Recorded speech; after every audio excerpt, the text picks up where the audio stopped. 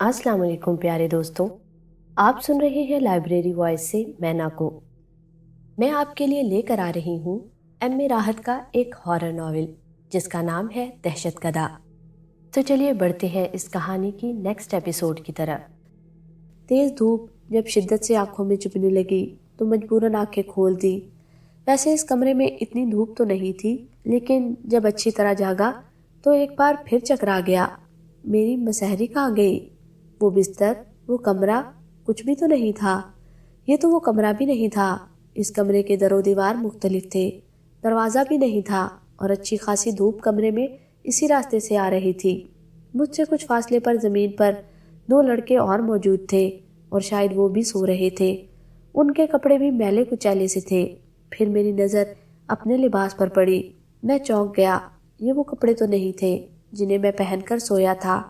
अभी मैं इन्हीं सोचों में गुम था कि मुझे कदमों की चाप सुनाई दी। कुछ और तो समझ में नहीं आया, चनाचे उन्हीं लड़कों के पास जल्दी से इसी तरह लेट गया जैसे मैं जागा ही न हूँ। कदमों की चाप करीब आती जा रही थी और फिर मैंने अपनी कमर पर ज़रब महसूस की और मेरी कराह निकल गई। साथ ही एक आवाज़ सुनाई दी, अबे सूरज, अबे ओ सूरज, उठ जा, धंधे का टाइम हो गया।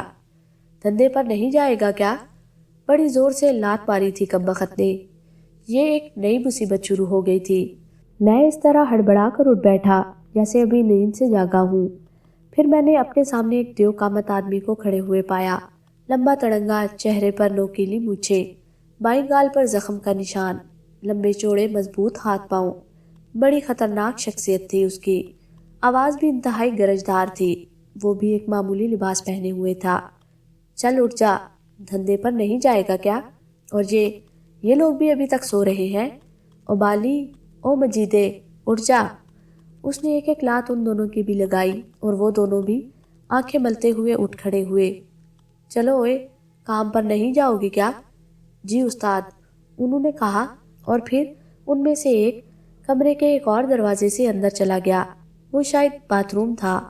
उस शख्स ने हम दोनों को देखा और फिर बोला, तुम लोग भी फारिग हो जाओ और सुन, मजीदे को मेरे पास भेज देना, काम है उससे। अच्छा उस्ताद, उस लड़के ने कहा। फिर वो शख्स जिसे उस्ताद कहा गया उस खुली जगह से बाहर निकल गया। मैं हैरान और परेशान खड़ा ये माहौल देख रहा था। फिर मैंने हिम्मत करके उस लड़के से पूछा, सुनो, हूँ, क्या नाम है तुम्हारा? ओए शहजादे, तेरी तबीयत तो ठीक है ना? हाँ, क्यों, क्या हुआ मेरी तबीयत को? मैंने तुम्हारा नाम पूछा है। ओए वाह शहजादे, एक रात में नाम भी भूल गए प्यारे। ये माना कि रात की फिल्म में हीरो की यादाश्त गुम हो गई थी, लेकिन तुम्हारी एक्टिंग बेकार है प्यारे। ये तुम कैसी बातें कर रहे हो? कौन सी फिल्म, कौन सा हीरो?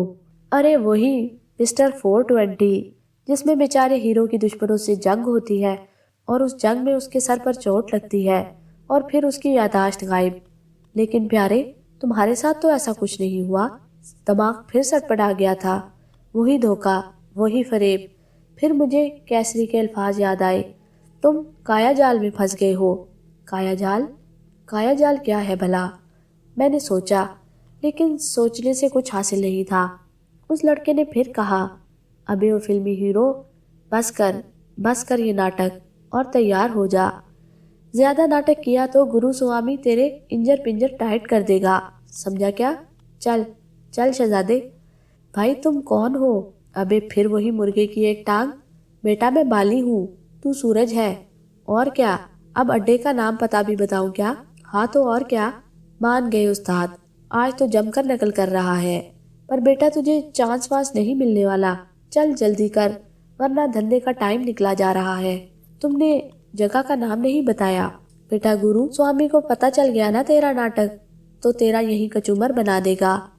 गुरु स्वामी, ये कौन है? अच्छा बेटा, उसी की लाते खा खा कर तू जागा है अभी और फिर पूछता है कि गुरु स्वामी कौन है। देख सुधर जा वरना उस्ताद मार मार कर हुलिया खराब कर देगा। जवाब में मैं खामोश हो गया। उस लड़के से या उन लोगों से बहस बेकार थी। बस फिर वही अमल किया जाए, यानी वक्त गुजारा जाए और किसी ऐसे मौके का इंतजार जब मैं इन लोगों के चुंगल से बच सकूं। वैसे कुमारी कैसरी ने जल्द ही मुझसे जान छुड़वा ली थी। मैं तो खुद वहां से भागना चाहता था, लेकिन इस तरह یہ ماحول، پتہ نہیں کس طرح میں یہاں پہنچا، کیسری اور وہ جگہ کہاں چلی گئی، کوئی ایک بات جو میری سمجھ میں آ رہی ہو، لیکن اب کیا کیا جا سکتا ہے۔ بہرحال وہ دوسرا لڑکا باہر آ گیا۔ بالی نے اسے استاد کے پاس پہنچنے کے لیے کہا اور وہ خود باتھ روم میں گھس گیا۔ اس لڑکے نے میرے قریب آ کر کہا، یار سورج، کل کی فلم تھی بڑی مزیدار، اور وہ ڈانس، آہا ہا۔ سورج کون؟ میرا نام تو شاہو ہے۔ اچانک ہی مجھے خیال آیا کہ یہ لوگ مجھے سورج کہہ کر پکار رہے تھے۔ بیٹا نہ بنا ہمیں، تیری رگ رگ سے واقف ہے ہم، قسم اللہ کی، بال کی کھال نکال کر رکھ دیتے ہیں۔ تو کس کھیت کی مولی ہے؟ ابے نقل اتار رہا ہے ہیرو کی؟ کون سا ہیرو؟ کون سی فلم؟ یہ کیا باتیں کر رہے ہو تم لوگ؟ ابے میاں ننے، چلو شاباش، تیار ہو جاؤ، دھندے پر جانا ہے۔ استاد نے دیکھ لیا تو 2 منٹ میں ایکٹنگ کا بھوت اتار دے گا۔ اچھا، یہ استاد کون ہے؟ ابے گرو سوامی، اور کون؟ بیٹا آج شامت آئی ہے، بڑی نقلیں اتار رہا ہے نا ہیرو کی۔ دیکھو بھائی، نہ تو میں نے کوئی فلم دیکھی ہے اور نہ ہی میں کسی ہیرو کی نقلیں اتار رہا ہوں۔ میرا نام شاہو ہے اور میں ایک فقیر ہوں۔ ابے سالے، رات ہی رات میں دھندا بھی بدل لیا۔ بیٹا آج تیری خیر نہیں۔ اب دیکھ، جیب کترے سے فقیر بن گیا رات بھر میں۔ بیٹا فلمیں کم دیکھا کر، یا یہ اداکاری نہ کیا کر۔ ابے تو ہماری بھی فلم بازی بند کروائے گا؟ اتنی مشکل سے تو استاد کہیں جانے دیتا ہے، اور تو ہے کہ… چل بیٹا، بہت ہو گیا، اب تیار ہو جا، شاباش۔ بات سمجھ میں آتی جا رہی تھی۔ یہ جیب کتروں کا کوئی گروہ تھا اور گرو سوامی اس گروہ کا استاد تھا۔ پتہ نہیں کتنے لوگ تھے یہ۔ یہی تمام باتیں سوچتا رہا۔ اس دوران مجیدے نے کھڑکی کی منیر پر آ کر شیشہ اور کنگا اٹھا کر بال بنانے شروع کر دیے۔ ساتھ ہی ساتھ وہ ایک بیہودہ گانا گنگناتا رہا۔ دوسرا لڑکا باہر آ گیا اور اس نے مجھ سے کہا، چل تو بھی اپنا منہ دھو کر آ جا، اور سن، بہت ہو گیا یہ، سمجھا نا؟ جی سمجھ گیا، میں نے گمسم سے انداز میں کہا، اور وہ دونوں میری شکل دیکھنے لگے۔ میں باتھ روم کے اندر گھس گیا تھا۔ راجکماری کیسری کے ہاں روز نہانے کی عادت سی پڑ گئی تھی، چنانچہ تمام سوچے نظر انداز کر کے جلدی جلدی نہا کر وہی کپڑے پہنے اور باہر نکل آیا۔ باہر وہی لڑکے میرے منتظر تھے۔ چلے شہزادے؟ ان میں سے ایک لڑکے جس کا نام بالی تھا کہا، ہاں چلو۔ پھر ہم تینوں باہر نکل آئے۔ اچھا خاصا دالان تھا یہ، اور باقی کمروں کے بیچوں بیچ، یعنی باہر جانے کا راستہ بھی کسی کمرے سے گزر کر ہی تھا۔ چاروں طرف ایک ہی سائز کے کمرے تھے، لیکن کسی کمرے میں کوئی دروازہ نہیں تھا۔ دالان میں چارپائیاں بچھی ہوئی تھی۔ انہی چارپائیوں میں سے ایک پر گرو سوامی بیٹھا تھا۔ پھر ہم تینوں چلتے ہوئے اس چارپائی پر جا بیٹھے۔ ایک لڑکے نے 2 برتن لا کر ہمارے سامنے رکھ دیے۔ ایک میں 3 چائے کے مگ رکھے تھے، جبکہ دوسرے میں پراٹھے تھے۔ بالی نے ایک ایک پراٹھا اور چائے کا ایک ایک مگ ہم دونوں کو پکڑا دیا، اور تیسرا مگ اور پراٹھا لے کر خود بیٹھ گیا۔ پہلے تو میں ان دونوں چیزوں کو دیکھتا رہا، پھر انہی کے انداز میں پراٹھا کھانا شروع کر دیا اور ساتھ ساتھ چائے پینے لگا۔ استاد کسی کام میں مصروف تھا۔ اس کے سامنے کچھ عجیب سے ہتھیار رکھے تھے، جنہیں وہ کپڑے سے صاف کر رہا تھا۔ عجیب اوباش سے لڑکے تھے۔ ویسے ان کی ایک بات پر مجھے ہنسی آئی تھی، وہ یہ کہ ہر بات کے آخر میں دونوں کے دونوں تیار ہو جاؤ، شاباش ضرور کہتے تھے۔ یہ شاید ان کا تکیہ کلام تھا۔ وہ دونوں چائے کا آخری گھونٹ لے کر اٹھ کھڑے ہوئے۔ میں بھی ان کے ساتھ ہی کھڑا ہو گیا۔ چائے کے مگ انہوں نے ٹرے میں رکھے اور اپنا لباس درست کر کے استاد کے سامنے پہنچ گئے۔ میں بھی ڈرتا ڈراتا ان کے پیچھے جا کھڑا ہوا۔ بالی، آج تو سورج کے ساتھ جائے گا، اور مجیدے، تو آج باقی کام کرے گا۔ استاد نے اسی طرح جھکے جھکے کہا۔ ٹھیک ہے استاد، ان دونوں نے بیک وقت کہا۔ پھر بالی نے میرا ہاتھ پکڑا اور کمرے کی طرف چل پڑا۔ اس کمرے سے گزر کر ہم لوگ دروازے سے باہر آ گئے تھے۔ یہ ایک پتلی سی گلی تھی جس میں چھوٹے چھوٹے مکان بنے ہوئے تھے۔ ویسے مجھے بڑی حیرت ہوئی تھی کہ ان لوگوں کے گھر اس اڈے کے مقابلے میں بہت چھوٹے تھے۔ پھر بات سمجھ میں آ گئی کہ جس کی لاٹھی اس کی بھینس والا حساب ہے۔ گرو سوامی کی بدماشی کی وجہ سے ہی اس کو اتنی بڑی جگہ ملی تھی، اور وہ اس جگہ سے فائدہ اٹھا رہا تھا۔ پھر گلی سے نکل کر ہم لوگ مین روڈ پر آ گئے اور کافی دور پیدل چلتے رہے۔ اس دوران میں نے کوئی بات نہیں کی۔ پھر بالی نے کہا، شکار؟ کیا؟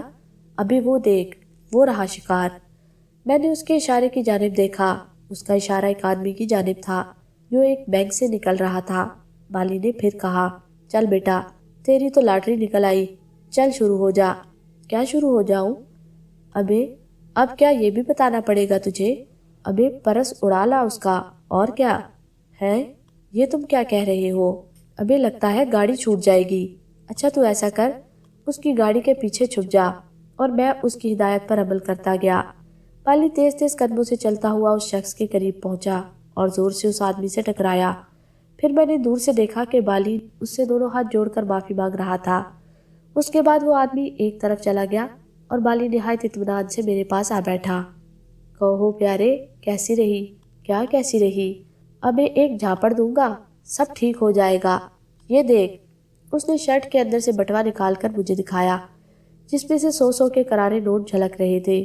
بیٹا کچھ دیر یہی گزارتے ہیں، پھر باہر چل کر اس کا حساب کریں گے۔ میں حیرانی سے صافت کو دیکھ رہا تھا۔ اتنی پھرتی، اتنی چستی، اور پھر یہ اطمینان۔ خدا کی پناہ، یہ لوگ تو جیب کاٹنے کے ماہر ہیں اور یہی ان کا دھندا ہے۔ لیکن میں یہاں کیوں پھنسا ہوا ہوں؟ ویسے اگر مجھے اس دوران موقع ملا تو میں کہیں نہ کہیں بھاگ جاؤں گا۔ اس خیال کے ساتھ ہی دل کو ذرا حوصلے کا احساس ہوا کہ چلو یہاں یہ موقع تو ہے۔ پھر بالی نے کہا، شہزادے، تو پھر سوچ میں پڑ گیا؟ نہ دیکھا کر خواب، تجھے چانس نہیں ملنے کا۔ چلے کیا؟ میں نے ذرا شوخ لہجے میں کہا، اور پھر وہ پھڑک کر بولا، ہاں، اب شہزادہ آیا نا لائن پر۔ اس نے کہا اور میری گردن میں ہاتھ ڈال کر ایک جانب چلنے لگا۔ تھوڑا آگے جا کر ایک بس اسٹاپ نظر آیا جہاں کچھ لوگ کھڑے ہوئے تھے۔ بالی نے میری طرف دیکھا۔ اس آدمی کو دیکھ رہا ہے؟ کس کو؟ وہی جو اسٹاپ پر سوٹ پہنے کھڑا ہے۔ لگتا ہے اس کی گاڑی خراب ہو گئی ہے اور رکشہ ٹیکسیاں اس اسٹاپ پر ہوتی نہیں۔ یہ ضرور بس میں چڑھے گا۔ کیا خیال ہے پیارے؟ اس کی جیب پر ہاتھ نہ صاف کیا جائے اتنے لوگوں کے درمیان؟ تو اور کیا، اب میں اسے پاس تو بلا کر لوٹنے سے رہا، بس ہم اس کے ساتھ ہی چڑھیں گے، اور پھر تجھے کیا بتانا، تو بھی تو ماہر ہے۔ چل تیار ہو جا۔ 10-15 منٹ گزرے ہوں گے کہ دور سے ہی ایک بس آتی ہوئی دکھائی دی۔ پھر بس اسٹاپ پر آ کر رک گئی تھی اور ان لوگوں میں سے 3-4 آدمی بس میں چڑھنے لگے۔ ان میں وہ سوٹ والا آدمی بھی تھا۔ بالی نے مجھے اشارہ کیا اور خود بھی بس میں چڑھ گیا۔ میں بھی اس کے پیچھے پیچھے بس میں سوار ہو گیا تھا۔ بالی مسلسل اس پر نظر رکھے ہوئے تھا۔ پھر وہ اس طرح اس آدمی کے ساتھ لگ کر کھڑا ہو گیا کہ بالی کا وزن بھی اس کے پیروں پر پڑے اور اس کی پتلون کی جیب میں پڑے ہوئے بٹوے کا وزن فی الوقت اسے محسوس نہ ہو۔ پھر بالی نے مجھے اشارہ کیا۔ پہلے تو میں کچھ سمجھ ہی نہ پایا، لیکن جب بالی نے اس کی جیب کی طرف دیکھا تو میں اچھل پڑا۔ خوف کے مارے مجھے پسینہ آنے لگا۔ بالی نے ادھر ادھر دیکھا۔ اس دھکم پیل میں سب کو اپنی اپنی پڑی تھی اور کوئی اس طرف متوجہ نہیں تھا۔ اس نے پھر مجھے اشارہ کیا۔ اس بار اس کی آنکھوں میں غصے کے آثار تھے۔ بہرحال میں تیار ہو گیا اور پھر میں نے ڈرتے ڈرتے اپنا داہنا ہاتھ اس شخص کی جیب کی طرف بڑھایا۔ پھر میں وہ بٹوا اس کی جیب سے نکالنے کی کوشش کرنے لگا، لیکن مجھے اس میں کامیابی نہیں ہوئی۔ دوسری طرف وہ شخص بھی شاید کسی سوچ میں ہی مگن تھا، جبھی اس کی توجہ اس طرف نہیں گئی تھی، لیکن میں مسلسل خوف سے کانپ رہا تھا۔ میں نے پھر ہمت کر کے ہاتھ بڑھایا، لیکن بالی نے میرا ہاتھ پرے جھٹک دیا۔ پھر میں نے دیکھا کہ بالی نے نہایت اطمینان سے اس کی پتلون کی جیب کا بٹن کھولا اور اس میں سے بٹوا نکال لیا، اور اتنی ہی تیزی سے وہ بٹوا اس کی شرٹ کے اندرونی حصے سے غائب ہو گیا۔ میں اس کی اس مہارت پر حیران رہ گیا۔ وہ واقعی انتہائی ماہر اور پھرتیلا تھا۔ پھر وہ بس کے دروازے کی جانب بڑھنے لگا۔ اس نے مجھے بھی بس کے دروازے کی طرف دھکیلنا شروع کر دیا۔ پھر ہم لوگ دروازے تک پہنچے تو وہاں کنڈکٹر کھڑا تھا۔ اس نے بالی سے کہا، کرایہ؟ اچھا بھائی، دیتے ہیں کرایہ۔ اس نے اوپری جیب سے 4 روپے نکالے اور اسے دیتے ہوئے کہا، اگلے اسٹاپ پر اتار دینا۔ پھر ہم دونوں اگلے اسٹاپ پر اتر گئے۔ سالہ یاد رکھے گا اس سفر کو۔ تھوڑی دور جانے کے بعد بالی نے کہا۔ میں حیران و پریشان سا اس کی صورت دیکھتا رہ گیا۔ یار، تو بالکل ہی بودم ہو گیا ہے۔ ایک دن میں تجھے کیا ہو گیا ہے؟ یہ تیری کیا حالت ہو گئی ہے؟ ہیروئن سے عشق تو نہیں ہو گیا ہے تجھے؟ بیٹا مجھے تو آج تیری پٹائی پکی لگ رہی ہے۔ مگر کیوں؟ ابے ایک تو صبح سے مجنون جیسی حالت میں گھوم رہا ہے، پھر ایک بھی شکار نہیں کیا تو نے۔ کیا سمجھتا ہے تو استاد تجھے چھوڑ دے گا؟ ابے استاد روز روز کے بہانوں سے تنگ آ گیا ہے، ابے وہ کچھ نہیں سنے گا بیٹا، سمجھا؟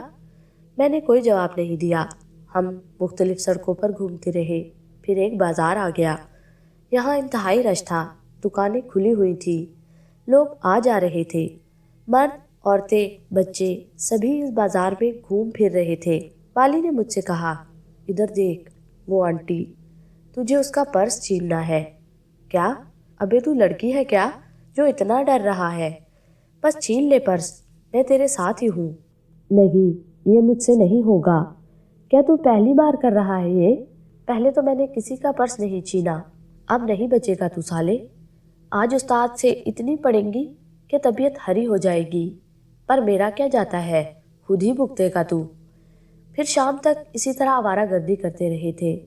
اس کے بعد ہم اڈے پر واپس آ گئے۔ یہاں میں نے دیکھا کہ استاد اپنی اسی مخصوص چارپائی پر بیٹھا ہے اور 8-10 لڑکے اس کے سامنے لائن بنا کر کھڑے ہیں۔ ہم لوگ بھی اسی لائن کے آخر میں کھڑے ہو گئے۔ سب سے آگے والے لڑکے نے پیسے گن کر استاد کو دیے اور کہا، استاد آج پورے 700 کمائے ہیں۔ شاباش میرے چہیتے، شاباش۔ چل فقیرے، تو کیا لایا ہے؟ پورے 200 ہیں۔ صرف 200؟ جی استاد۔ نہیں، یہ تو صحیح نہیں ہے بھئی، تو محنت نہیں کر رہا آج کل۔ بس استاد، کوئی شکار نہیں ملا صحیح۔ چل چل آگے بڑھ۔ پھر ایک کے بعد ایک لڑکے آتے رہے اور اپنے اپنے پیسے استاد کو دیتے رہے۔ میرا ڈر کے مارے برا حال تھا، میرے پاس تو ایک پھوٹی کوری بھی نہیں تھی، تو کیا استاد مجھے مارے گا؟ خیر، مار تو فضلہ سے بھی پڑتی تھی، اس لیے میں زیادہ فکر مند نہیں تھا، لیکن بس اس کے انداز سے خوف آ رہا تھا۔ پھر بالی کی باری آ گئی اور اس نے جیب سے پیسے نکالے۔ استاد، پورے 900 روپے ہے۔ ارے واہ میرے شیر، کیا یہ تم دونوں کی کمائی ہے؟ نہیں استاد، میں نے اکیلے ہی ہاتھ مارے ہیں۔ ارے شاباش۔ او سورج، تو کس کونے میں کھڑا ہے؟ میری جان کیا ہوا؟ کہاں ہے تیرا مال؟ وہ استاد، ہاں ہاں بول۔ وہ استاد، آج کیا ہوا تجھے؟ اوہ بالی، کیا ہوا اسے؟ کچھ نہیں استاد، اصل میں آج کوئی شکار نہیں ملا اسے۔ کیا؟ ابے سورج، تجھے اور شکار نہیں ملا؟ نہ بھائی نہ، میں مان ہی نہیں سکتا۔ استاد یہ سچ کہہ رہا ہے، میں نے ڈرتے ڈرتے کہا۔ کیا؟ استاد کی تیوریاں چڑھ گئی۔ اس نے ادھر ادھر دیکھا، اس دالان کے ایک کونے میں ڈنڈا پڑا ہوا تھا، باقی تمام لڑکے سہم گئے تھے، وہ کونوں میں دبک کر رہ گئے تھے۔ پھر وہ میری طرف بڑھا اور ایک ڈنڈا میری ٹانگوں پر رسید کر دیا۔ میرے منہ سے کراہ نکلی تھی۔ پھر استاد مجھے مارتا رہا اور میں مار سہتا رہا۔ پھر استاد تھک کر وہیں بیٹھ گیا۔ سالے، کل سے اگر پیسے نہ دیے تو ان ٹانگوں پر کھڑا رہنے کے قابل نہیں چھوڑوں گا۔ سالا مال نہیں لایا آج۔ ارے دیکھو تو کیا ہوا ہے اسے، اس سورج کو، بہت سست ہو رہا ہے یہ۔ سالے کا کھانا بند کر دو، خبردار کوئی رات کو کھانا نہ دے اسے۔ اچھا استاد، ان میں سے کسی نے کہا اور سارے ادھر ادھر ہو گئے۔ اچھی مار پڑی تھی، سارا بدن دکھ رہا تھا۔ اسی کمرے میں میں ایک جگہ جا کر پڑ گیا اور آنکھیں بند کر کے لیٹ گیا۔ کافی دیر اسی طرح گزر گئی، حلق میں کانٹے پڑ رہے تھے، بھوک بھی لگ رہی تھی۔ پھر اچانک مجھے بالی کی آواز سنائی دی، ابے سورج، او سورج۔ اس کی آواز پر میں نے آنکھیں کھول دی اور دیکھا کہ بالی گلاس میں پانی لیے ہاتھ میں کھڑا تھا۔ پھر اس نے بیٹھتے ہوئے کہا، یار میں نے کہا تھا نا، ہوش میں آ جا، دیکھ لیا پٹائی ہو گئی نا، بڑی زور سے مار پڑی ہے، چل اٹھ اب پانی پی لے۔ اس نے دھیمے سے لہجے میں کہا، پھر وہ زمین پر بیٹھ گیا۔ اس نے پانی کا گلاس میرے منہ سے لگا دیا تھا۔ میں نے پانی پیا اور دوبارہ زمین پر لیٹ گیا۔ بالی خاموشی سے پانی کا گلاس لے کر واپس چلا گیا تھا۔ بدن بری طرح دکھ رہا تھا، میں اسی طرح خاموشی سے لیٹا رہا۔ پھر کافی رات گزر گئی۔ دل عجیب سی کیفیات کا شکار تھا۔ کیسی جگہ ہے یہ استاد، یہ لڑکے، یہ ماحول۔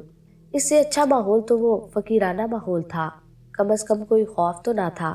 بس بھیک مانگنے پر بھیک مل جاتی تھی تو ٹھیک، ورنہ اگر کوئی نہ دیتا تو زبردستی نہ تھی، نہ ہی پکڑے جانے کا خوف تھا۔ لیکن اس کام میں تو ایک طرف پکڑے جانے کا خوف، بے عزتی اور پھر اس طرح کی مار، کچھ نہ کچھ تو کرنا ہی ہوگا مجھے، اس طرح تو یہ لوگ مار ڈالیں گے مجھے، میں ضرور یہاں سے بھاگوں گا۔ پھر اسی طرح نیم زدگی کی حالت میں پڑا رہا۔ پھر شاید نقاہت تھی یا زخموں کی تھکن کہ کچھ دیر کے لیے نیند آ ہی گئی۔ صبح خود بخود آنکھ کھل گئی تھی، بدن بری طرح اینٹ رہا تھا، آنتیں کل ولّا پڑ رہی تھی۔ ہمت کر کے میں اپنی جگہ سے اٹھ بیٹھا۔ بالی ایک کونے میں پڑا نظر آ گیا تھا، اس کے پاس ہی دوسرا لڑکا مجیدہ بھی موجود تھا۔ کچھ دیر کے بعد وہ دونوں بھی اٹھ گئے، پھر دونوں باری باری باتھ روم گئے۔ واپس آ کر ان دونوں نے مجھے سہارا دے کر اٹھایا۔ نہیں، اب میں ٹھیک ہوں، میں نے کراہتے ہوئے کہا، اور پھر اپنے پیروں پر چلتا ہوا باتھ روم کے دروازے تک جا پہنچا۔ انہوں نے مسلسل میرے ہاتھ پکڑے ہوئے تھے۔ براہ کرم میں خود چلا جاؤں گا، اب میں ٹھیک ہوں۔ انہوں نے مجھے چھوڑ دیا۔ میں باتھ روم میں داخل ہو گیا، منہ ہاتھ دھویا، پھر باہر آ گیا۔ باہر کمرے میں ایک ٹرے رکھی تھی جس میں چائے کا کپ اور پراٹھا نظر آ رہا تھا۔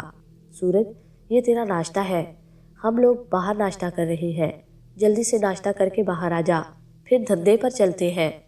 ٹھیک ہے، میں نے مری مری آواز میں کہا۔ پھر وہ دونوں چلے گئے۔ میں نے ناشتہ کیا اور باہر آ گیا۔ استاد باہر موجود نہیں تھا، البتہ بالی اور 2 اور لڑکے وہاں تھے۔ چل بیٹا، جلدی نکل لے، استاد دوسرے کمرے میں ہے، تجھے دیکھے گا تو پھر تب جائے گا، بالی نے کہا اور میرا ہاتھ پکڑ کر باہر نکال لایا۔ پھر ہم دونوں ایک طرف چلے گئے۔ کچھ جان میں جان آئی تھی اور چلنے پھرنے میں کوئی مشکل نہیں ہو رہی تھی۔ پھر ہم بے مقصد ادھر ادھر گھومتے رہے۔ بالی نے کہا، شہزادے، طبیعت کیسی ہے تیری؟ ٹھیک ہوں اب، بھوت اتر گیا تیری ایکٹنگ کا؟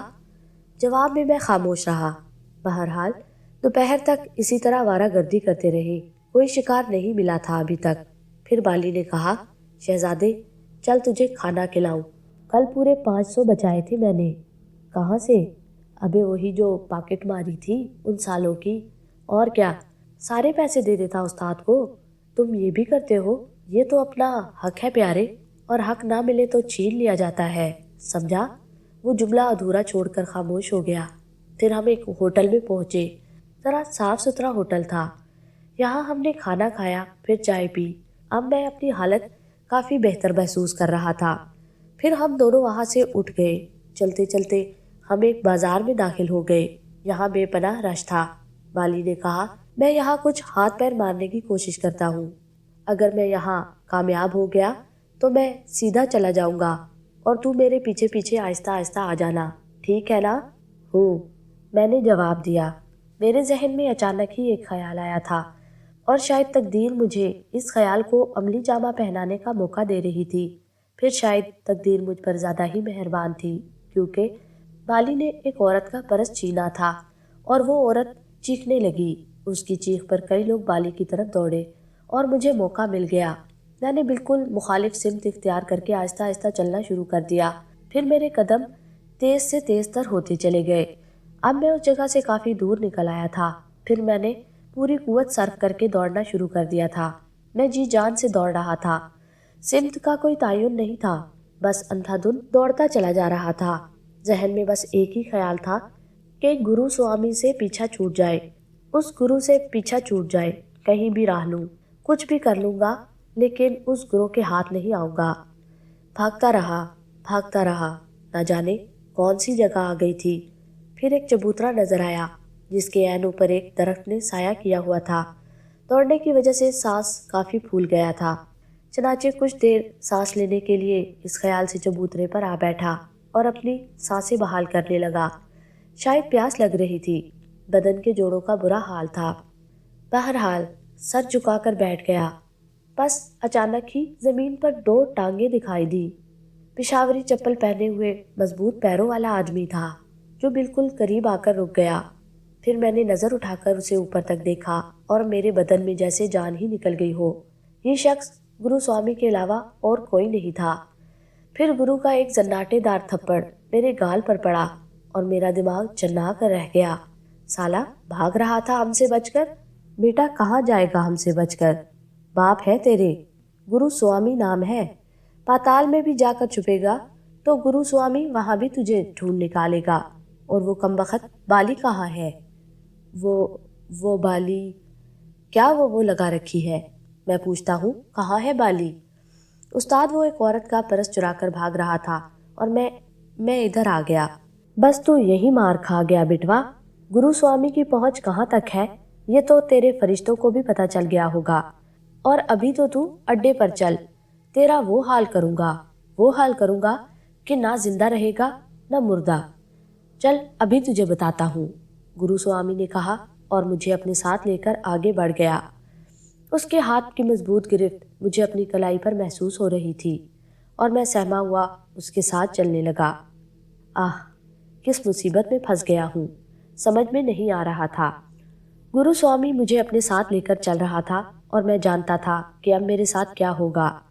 وہ بے رحم انسان مار مار کر میری ہڈیاں توڑ دے گا۔ اندر سے آواز ابھر رہی تھی، بھاگ جا بیٹا، بھاگ شاہو، جس طرح بھی پڑے بھاگ جا۔ مجھے اپنا نام یاد تھا، وہ لوگ میرے کتنے ہی نام رکھ دیں، لیکن بچپن سے جو نام میرے کان میں پڑا تھا وہ شاہو ہی تھا۔ بھلا میں اس نام کو کیسے بھول سکتا تھا؟ ہاں، گردش تقدیر کی بات اور ہے، پھر شاید تقدیر نے تھوڑا سا ساتھ دیا۔ اچانک ہی سامنے سے ایک پولیس موبائل آتی ہوئی نظر آئی اور گرو چونک کر رک گیا۔ مجھے بھی شاید یہ اندازہ ہو رہا تھا کہ موبائل ہماری طرف ہی آ رہی ہے۔ پھر ہم سے کچھ فاصلے پر موبائل رکی اور اس میں سے 4-5 سپاہی اور ایک انسپکٹر نیچے کودا۔ اس نے گرو کی طرف اشارہ کر کے کہا، یہی ہے، پکڑو اسے۔ ابے بھاگ بیٹا، یہاں سے بھاگ ورنہ مارے جائیں گے، گرو نے کہا اور خود ایک طرف چھلانگ لگا دی۔ لیکن خوش قسمتی کی بات یہ ہے کہ پولیس والوں کو گرو کی تلاش تھی۔ غالباً انہوں نے یہ نہیں دیکھا تھا کہ میں بھی گرو کے ساتھ ہی آ رہا ہوں۔ جدھر گرو بھاگا ادھر ہی وہ دوڑ پڑے۔ انہوں نے رائفلیں سیدھی کر لی تھی۔ انسپکٹر تیز آواز میں چیخا، سوامی گرو رک جاؤ، ورنہ ہم نے گولی چلا دی تو کتے کی موت مارے جاؤ گے۔ لیکن سوامی گرو نہیں رکا، وہ ایک دیوار پھلانگ کر دوسری طرف کود گیا۔ پھر کچھ اور پولیس والوں کو میرا بھی خیال آیا اور انہوں نے کہا، یہ بھی تو ہے اس کے ساتھ، دیکھو اسے، یہ بتائے گا کہ گرو کہاں گیا ہے۔ ارے باپ، میرے حلق سے چیخ کی آواز نکلی اور اس کے بعد میں نے بھی دوڑنا شروع کر دیا۔ پولیس والے میرے پیچھے ہی بھاگ رہے تھے اور میں اس طرح بھاگ رہا تھا جیسے موت میرا پیچھا کر رہی ہو۔ میں نے پولیس والوں کی آواز بھی سنے تھے۔ گرو سے وہ کہہ رہے تھے کہ رک جاؤ ورنہ ہم تمہیں گولیوں سے اڑا دیں گے۔ پھر اچانک ہی مجھے گولیاں چلنے کی آوازیں سنائی دی۔ مجھے یوں محسوس ہوا جیسے میری پوری کمر میں سوراخ ہو گئے اور میں ان سوراخوں کے آر پار دیکھ سکتا ہوں، لیکن میں دوڑ رہا تھا۔ پھر مجھے احساس ہوا کہ یہ صرف میرا خیال ہے، مجھے کوئی گولی نہیں لگی ہے۔ میں برق رفتاری سے دوڑتا رہا، کوئی اندازہ ہی نہیں تھا کہ کدھر جا رہا ہوں، بس جدھر منہ اٹھا ادھر ہی دوڑ پڑا۔ پھر اچانک ہی مجھے سامنے ایک احاطے کی دیوار نظر آئی۔ میں نے سوچا کہ جس طرح گرو دیوار پھلانگ کر دوسری طرف چلا گیا ہے، اسی طرح اگر میں بھی یہ دیوار پھلانگ جاؤں تو میری جان بچ جائے گی۔ اگر پیچھے سے گولیاں چلائی گئی تو میرے بدن میں تو نہیں لگیں گی۔ چنانچہ میں برق رفتاری سے دیوار پر دونوں ہاتھ رکھ کر دوسری طرف کود گیا اور پھر دوڑتا چلا گیا۔ یہ بھی نہیں دیکھا تھا کہ یہ عمارت کیسی ہے، اس کا احاطہ کتنا وسیع ہے، اس میں کیا کیا موجود ہے۔ بس یہی خیال تھا میرے دل میں کہ کسی طرح ان گولیوں سے بچ جاؤں اور پولیس والے اگر میرا نشانہ لینے کی کوشش کریں تو اس میں کامیاب نہ ہو سکے۔ پھر مجھے جو دروازہ کھلا نظر آیا میں اس میں گھستا چلا گیا۔ بہت دیر کے بعد مجھے خیال آیا کہ میرے قدموں کی کوئی آواز نہیں پیدا ہو رہی ہے۔ نیچے دیکھا تو زمین پر موٹا قالین بچھا ہوا تھا۔ کیا مزے ہیں دولت والوں کے بھی، فرش پر بھی ایسی ایسی چیزیں ڈال دیتے ہیں کہ انسان اپنے بدن پر بھی محسوس نہ کر سکے۔ لیکن بہرحال میں ان باتوں کو سوچنے کے موڈ میں نہیں تھا۔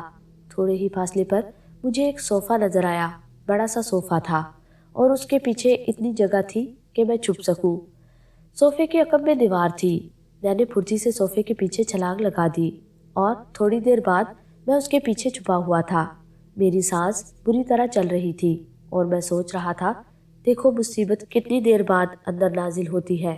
بہرحال زندگی کے بہت بڑے عذاب میں میں گرفتار ہو چکا تھا اور یہ سوچ رہا تھا کہ اب دیکھو تقدیر کیا گل کھلاتی ہے۔ نہ جانے کتنی دیر میں صوفے کے پیچھے چھپا رہا۔ پولیس والے شاید اندر نہیں آئے تھے یا پھر انہوں نے مجھے احاطے کی دیوار کودتے نہیں دیکھا تھا۔ मैं थकन की वजह से घुटनों में सर देकर औंधे मुंह लेट गया। फिर न जाने कितनी देर गुजर गई कि मुझे कदमों की आवाज़ सुनाई दी और मैं होशियार हो गया। मुसीबत अब चंद गज के फासले पर है। आवाज़ आहिस्ता आहिस्ता आगे बढ़ी और फिर रुक गई। मैं सांस रोके देखता रहा कि अब देखूं क्या होता है। तभी अचानक ही मुझे आवाज़ सुनाई दी, बस अब बहुत देर हो चुकी है तुम्हें आराम करते हुए, बाहर निकल आओ। किसी औरत की आवाज़ थी, लेकिन जाने क्यों कानों को जानी पहचानी लग रही थी। मुखातिब शायद मुझे ही किया गया था, लेकिन फिर भी न जाने क्यों मैं छुपा रहा। मैंने सोचा कि मुमकिन है औरत ने किसी और से ये कहा हो। आवाज़ फिर सुनाई दी, सुनते नहीं हो, मैं तुमसे मुखातिब हूँ शाहू, सोफे के पीछे से निकल आओ। मैं हैरत से आंखें फाड़ कर देख रहा था कि ये कौन हो सकता है जो मुझे मेरे नाम से पुकार रहा है। बहरहाल चूंकि अब मुझे मेरे नाम से पुकारा गया था और यही अंदाज़ा हो रहा था कि ख़तरा अब बिल्कुल नहीं है। वो जो कोई भी है एक मेहरबान औरत है और मुझे बड़े प्यार से पुकार रही है। चनाचा मैं अपनी जगह से उठ खड़ा हुआ। फिर जब मैंने उस औरत की शक्ल देखी तो मेरी आकिबत रोशन हो गई। एक लम्हे में मैंने उन्हीं बेगम साहिबा को पहचान लिया था जिनकी वजह से मैं इस मुसीबत में गिरफ्तार हो गया था। दिल तो चाहा था कि छलांग लगाऊं और बेगम साहिबा का गला दबोच लूं, लेकिन कुछ ऐसी कैफियत हो रही थी कि मैं ये काम भी नहीं कर सका। बेगम साहिबा को देखकर न जाने क्यों मेरा बदन बैठा बैठा सा होने लगा था।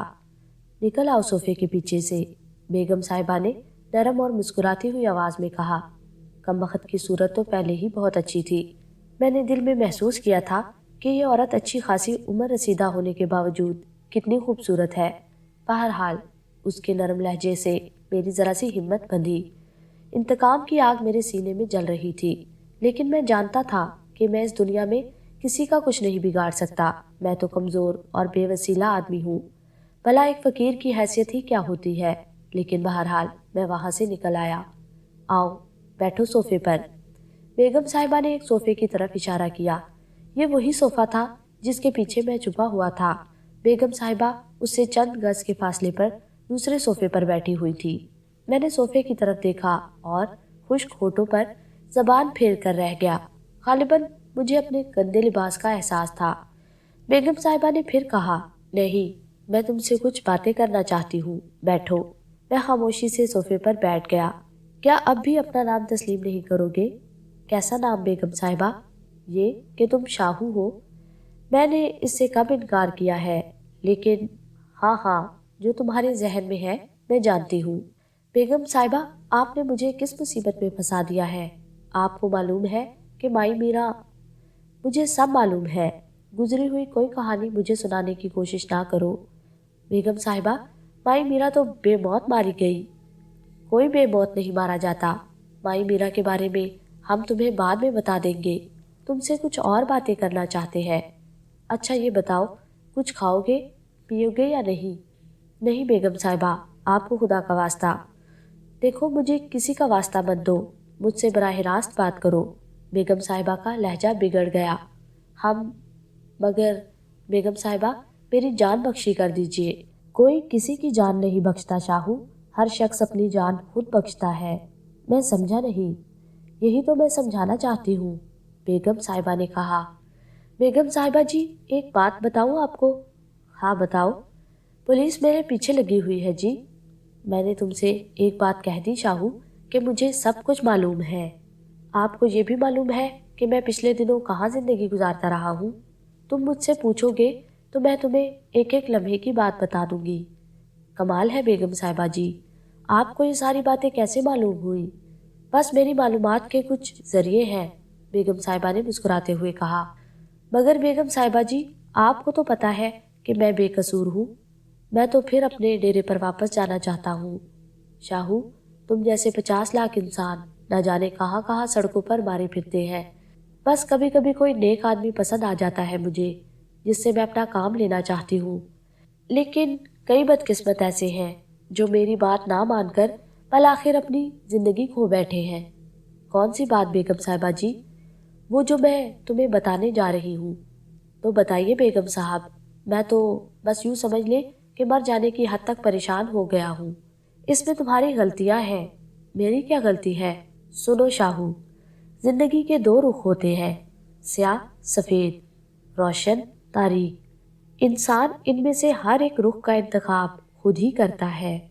لو جی، سورج بھی نکلتا ہے اور چاند بھی۔ انسان اپنی مرضی سے سورج اور چاند کیسے نکال سکتے ہیں؟ سورج اور چاند وہ نہیں نکال سکتا، لیکن اپنی زندگی روشن اور تاریک ضرور کر سکتا ہے۔ خود انسان جی؟ ہاں۔ وہ کیسے بیگم صاحبہ؟ میں نے سوال کیا۔ دیکھو شاہو، میں نے تمہیں زندگی کے دونوں رخ دکھائے ہیں۔ تم ایک فقیر تھے اور سڑکوں پر بھیک مانگتے تھے۔ یہ بتاؤ، تمہارا کوئی مستقبل تھا؟ نہیں جی۔ تم بھیک مانگنے کے لیے ہاتھ پھیلاتے تھے، مائی میرا کے اپاہج ہونے کا سہارا لیتے تھے۔ ہاں جی، سارے فقیر ایسا ہی کرتے ہیں۔ تم مجھے یہ بات بتاؤ کہ جو ہاتھ نیچے پھیلا ہوا ہوتا ہے وہ زیادہ عزت والا ہوتا ہے یا اوپر والا؟ سوال ٹیڑھا ہے بیگم جی، جواب دو۔ ایک بات کہوں آپ سے، نیچے والا ہاتھ بھی فنکار کا ہوتا ہے بیگم صاحبہ۔ فنکار تو ہر حالت میں اپنا فن دکھاتا ہے، بھیک مانگنا بھی ایک فن ہے۔ چلو ٹھیک ہے، مانتی ہوں، تم لوگوں کے دلوں کو متاثر کر کے بھیک مانگتے ہو، لیکن بھیک دینے والے کے بارے میں کیا کہتے ہو؟ وہ بے وقوف ہوتا ہے جی، میں نے کہا اور خود ہی خود ہنس پڑا۔ بیگم صاحبہ بھی ہنسی تھی میرے ساتھ۔ کہتے تو تم بالکل ٹھیک ہو، لوگ نہ جانے کیسے کیسے دولت کماتے ہیں اور پھر وہم کا سہارا لے کر یہ دولت تم جیسے لوگوں میں تقسیم کر دیتے ہیں۔ خیر وہ تمہیں اتنا ہی دیتے ہیں جتنا دے سکتے ہیں۔ اب یہ تمہاری ذہن کی پہنچ ہے کہ تم کتنے میں خوش ہو جاتے ہو۔ بیگم صاحبہ جی، ہمارا کام تو بہت آسان ہے، جیبیں کاٹنے سے تو کہیں اچھا ہی ہے۔ تم لوگ بھی جیبیں ہی کاٹتے ہو، طرح طرح کے دھوکے دے کر۔ خیر میں تو تم سے یہ کہہ رہی تھی کہ کیا تم مائی میرا کی گاڑی دھکیل کر 2 4 پیسے مانگ کر خوش رہتے تھے؟ تو پھر اور کیا کرتے جی، ہمارا تو پیشہ ہی یہی تھا۔ نہیں، تم اپنے بارے میں کچھ نہیں جانتے ہو شاہو، تم اپنے بارے میں کچھ بھی نہیں جانتے۔ میں نے تمہارا انتخاب بیکار تو نہیں کیا۔ کیا مطلب جی؟ مطلب یہ ہے شاہو کہ تم نے زندگی کا پہلا رخ دیکھا ہے، یعنی تم فقیر تھے۔ اس کے بعد تم ایک شاہی محل میں گئے اور تمہیں امر سنگھ کے نام سے پکارا گیا۔ باندیاں کنیزیں تمہارے ارد گرد گھومتی تھی، تمہاری ہر خدمت کرتی تھی، مگر تم تھے کہ تمہاری عقل ہی ٹھکانے نہیں آ رہی تھی۔ آپ کو یہ بھی معلوم ہے جی؟ میں نے کہا نا، بار بار مجھ سے سوال مت کرو۔ مگر بیگم صاحبہ جی، میں امر سنگھ تو نہیں تھا نا۔ اس دنیا میں بہت سے لوگ روپ بدل کر رہتے ہیں، کوئی کچھ بھی نہیں ہوتا لیکن کچھ بن جاتا ہے۔ دولت کے حصول کے لیے جسے بھی جو موقع ملے وہ حاصل کر لیتا ہے اور کبھی اس سے نہیں چوکتا۔ اس کا مطلب ہے ہم امر سنگھ بنے رہتے؟ ہاں، تم امر سنگھ بنے نہیں رہ سکتے تھے، وہ تو ایک نمونہ تھا جو تمہیں دکھایا گیا تھا۔ کیسی لگی تمہیں وہ زندگی؟ بیگم صاحبہ جی، زندگی تو بڑے مزے کی تھی، بس اسی خوف سے ہم مرے جا رہے تھے کہ جب اصل امر سنگھ آ جائے گا تو ہمارے تو وہ جوتے پڑیں گے کہ کھوپڑی پر ایک بال بھی نہیں رہے گا۔ مار پیٹ سے ہم ذرا ڈرتے ہیں بیگم صاحب جی۔ امر سنگھ کبھی نہیں آتا۔ کیوں جی؟ اس لیے کہ امر سنگھ کوئی نہیں ہے۔ مگر بیگم صاحبہ جی، وہ لوگ ہمیں امر سنگھ کیوں بلا رہے تھے؟ وہ سب میرا کھیل تھا۔ آپ کا کھیل؟ ہاں۔ آپ کا کھیل کیسے جی؟ میں تمہیں بتا رہی ہوں شاہو، جو کچھ کہہ رہی ہوں اس پر غور کرو۔ غور تو کر رہا ہوں جی۔ میں نے تمہیں وہ روپ دکھایا تھا جو زندگی کا ایک روشن روپ تھا۔ آپ نے دکھانا تھا تو ہمیں کم از کم بتا تو دیا ہوتا۔ نہیں، تمہیں بتانے کی ضرورت نہیں، ابھی تو تم سے بہت سے کام لینے ہیں مجھے۔ یہ تو تمہارا امتحان تھا۔ عجیب امتحان تھا جی۔ وہ لوگ ہمیں سانپ کو سجدہ کرنے کے لیے کہہ رہے تھے۔ تم نے جو زندگی پائی تھی شاہو، اس زندگی میں اگر تم یہ تھوڑا سا کام کر لیتے تو کیا ہو جاتا؟ بس جی دیکھو، یہ کام تو ہمارے لیے مشکل ہے بیگم صاحب جی۔ ہم ویسے تو نماز نہیں پڑھتے، مگر کبھی کبھی فضلہ کے ساتھ عید کی نماز پڑھنے چلے جاتے تھے۔ مولوی صاحب بڑی اچھی اچھی باتیں بتاتے تھے۔ وہ کہتے تھے کہ انسان کو نماز پڑھنی چاہیے۔ بیگم صاحب جی، ہمارا دھندا تو کچھ ایسا ہی ہے کہ گندے بندے رہنا پڑتا ہے۔ اب آپ خود بتائیے کہ نماز تو وہ لوگ پڑھ سکتے ہیں جن کے پاس اچھے اور صاف ستھرے کپڑے ہو۔ اور پھر بیگم صاحب جی فضلہ کے لیے کام پر نکلنا پڑتا تھا۔ نماز پڑھنے جاتے تو فضلہ پٹائی کرتا۔ کہتے رہو، مگر ہم یہ کہہ رہے تھے بیگم صاحب جی کہ ہم تو مسلمان ہیں، اللہ کے سامنے تو ہم سجدہ کر سکتے ہیں، وہ تو سانپ کے سامنے ہمیں سجدہ کرا رہے تھے۔ اگر تم سانپ کو سجدہ کر لیتے تو تمہیں پتہ ہے تمہیں کیا مل جاتا جی؟ وہ ملتا شاہو جس کا تم تصور بھی نہیں کر سکتے تھے۔ وہ تو ٹھیک ہے بیگم صاحب جی، مگر ہمارا ایمان تو چلا جاتا۔ کیسی باتیں کرتے ہو شاہو؟ اس دنیا میں لوگ پیسے کے لیے اپنا ایمان بیچ رہے ہیں، تم تو بہت بڑے آدمی بننے کے لیے اپنا ایمان بیچ رہے تھے۔ نہیں بیگم صاحب جی، یہ ہم سے نہیں ہو سکتا۔ اور اس کے بعد شاہو تم نے زندگی کا دوسرا روپ دیکھا، یعنی بالی کے ساتھ ایک جیب کترے کے روپ میں۔ ہاں جی، پولیس، ٹھوکریں، جوتے، گولیاں، اور اس کے بعد زندگی کا خاتمہ۔ کیسا رہتا اگر تمہارے بدن میں 3-4 گولیاں پیوست ہو جاتی؟ ہم مر جاتے بیگم صاحب جی، سارے بدن کا خون نکل جاتا۔ تم کوشش تو یہی کر رہے ہو نا؟ نہیں بیگم جی، قسم لے لو، ہم تو بس جا پھنسے تھے وہاں۔ وہ سسرے نہ جانے ہمیں کیوں سورج کہنے لگے تھے، یہ بھی میری ہی تخلیق تھی۔ کیا مطلب جی؟ ابھی تم کوئی مطلب نہیں سمجھو گے۔ اب یہ بتاؤ، دونوں میں سے کون سا روپ پسند ہے تمہیں، امر سنگھ والا یا یہ کون سا جی؟ میرا مطلب ہے گرو سوامی کے ساتھ۔ نہیں جی، خدا کے لیے اس سے تو ہمیں بچا ہی لیجئے بیگم صاحب۔ بچ سکتے ہو تم، لیکن اپنی کوشش سے۔ ہم تیار ہیں جی۔ نہیں شاہو، ایسے نہیں، تمہیں تیار ہونے کے لیے کچھ کام کرنے پڑیں گے۔ مطلب؟ دیکھو، اگر تم میری باتیں مان لیتے ہو، میرے ساتھ تعاون کرتے ہو، تو تم وہی زندگی گزارو گے جو امر سنگھ والی زندگی تھی۔ یہ دور امر سنگھ کا نہیں، راجاؤں کا دور نہیں ہے، لیکن عالیشان کوٹھیوں میں رہنے والے، شاندار بنگلوں میں پرورش پانے والے، قیمتی گاڑیوں میں باہر گھومنے والے امر سنگھ ہی تو ہوتے ہیں۔ مگر ہم تو شاہو ہیں جی، میں تمہیں امر سنگھ بنانا چاہتی ہوں۔ میں یہ نام بھی نہیں بدلوں گا اپنا۔ نہ بدلو شاہو، ٹھیک رہے گا نام۔ شاہ جانتے ہو کسے کہتے ہیں؟ بادشاہ کو جی۔ تو بادشاہ تو تم ہو، مگر جدید دور کے بادشاہ۔ ارے چھوڑیے بیگم صاحبہ، ہم کہاں سے آئے ہیں بادشاہ؟ میں تمہیں بادشاہ بنا سکتی ہوں۔ آپ؟ ہاں۔ تو بیگم صاحب جی، اس سے بھلا کسے انکار ہوگا؟ شاندار کاریں تمہارے آگے پیچھے ہوں گی، لوگ تمہیں عزت کی نگاہ سے دیکھیں گے، سب تمہارے آگے جھکیں گے۔ کیا تم یہ پسند نہیں کرو گے؟ کریں گے جی۔ پھر تو ہم فقیروں کی بستی میں بھی جائیں گے اور استاد فضلہ کو خود اپنے ہاتھوں سے بھیک دیں گے۔ ہاں، تم یہ کر سکتے ہو، اور میں وعدہ کرتی ہوں کہ ایک دن تمہیں فقیروں کی بستی میں لے جاؤں گی اور تم اپنے ہاتھوں سے استاد فضلہ کو بھیک دینا۔ تب تو پھر ٹھیک ہے جی، مگر نام نہیں بدلیں گے ہم اپنا۔ نام نہیں بدلنا، کرنا کیا ہوگا ہمیں؟ پہلے تم مجھ سے 7 بار اقرار کرو کہ جو کچھ میں کہوں گی وہی کرو گے۔ کرتے ہیں جی، کہو 7 بار۔ اور اس کے بعد میں نے 7 بار بیگم صاحبہ کے ساتھ یہ الفاظ کہے کہ میں وہی کروں گا جو بیگم صاحب جی کہیں گی۔ بیگم صاحب مسکرانے لگی، پھر انہوں نے کسی کو آواز دی، کوشل، او کوشل۔ اندر سے ایک خوبصورت سی عورت نکل آئی۔